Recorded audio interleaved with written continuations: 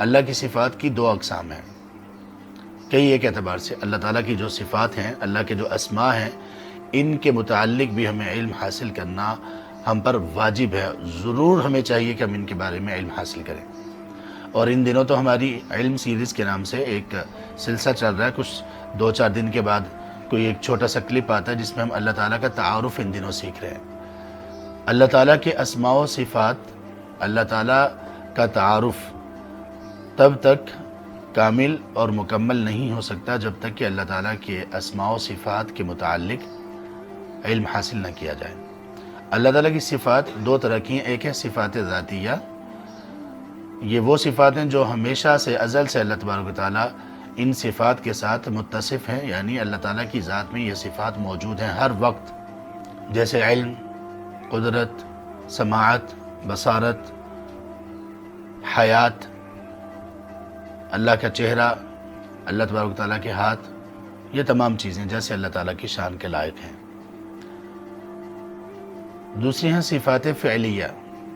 صفات فعلیہ، صفات فعلیہ کا مطلب اللہ تعالیٰ کی وہ صفات کہ جب اللہ تبارک و تعالیٰ چاہتے ہیں ان صفات کے ساتھ متصف ہو کر فعل اللہ تبارک و تعالیٰ سے سرزد ہوتا ہے، فعل اللہ تبارک و تعالیٰ سے رونما ہوتا ہے۔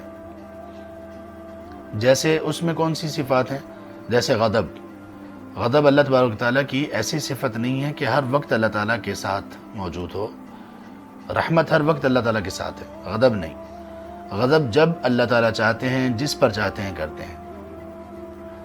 اسی طرح سے رضا بھی اللہ تبارک و تعالیٰ جس سے جب چاہتے ہیں اور جس کے ساتھ چاہتے ہیں اس کو اپنی رضا دے دیتے ہیں۔ اسی طرح اللہ تبارک و تعالیٰ کا مسکرانا، اللہ تبارک و تعالیٰ کا آسمان دنیا پر تشریف لانا، یہ تمام کی تمام صفات فعلیہ ہیں کہ جب اللہ چاہتے ہیں ان صفات کو کام میں لاتے ہیں اور ان صفات کے ساتھ ان صفات سے کا فعل آپ سے صادر ہوتا ہے عز و جل۔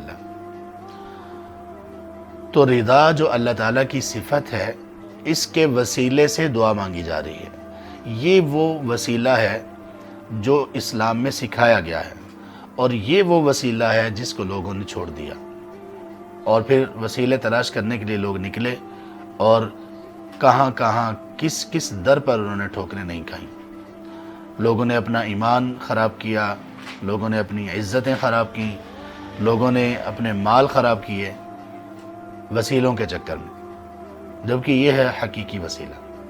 یاد رکھیے اسلام میں 3 طرح کا وسیلہ ہے جو اسلام نے سکھایا۔ ایک وسیلہ اللہ تعالیٰ کی صفات کو وسیلہ بنانا اللہ تعالیٰ کے حضور، دوسرا اپنے نیک اعمال کو وسیلہ بنانا اللہ تعالیٰ کے حضور، یہ دعا کرنا کہ اے اللہ یہ نیک عمل میں نے کیا، یا رب اگر آپ کے لیے میں نے کیا، صرف اور صرف آپ کو دکھانے اور راضی کرنے کے لیے کیا، تو اے اللہ اس کے وسیلے سے، اس کے صدقے سے آپ فلاں میرا کام کر دیجیے۔ اور تیسرا وسیلہ یہ ہے کہ آپ کسی نیک اور صالح شخصیت سے جو زندہ ہوں ان سے دعا کی اپیل کریں، دعا کی درخواست کریں۔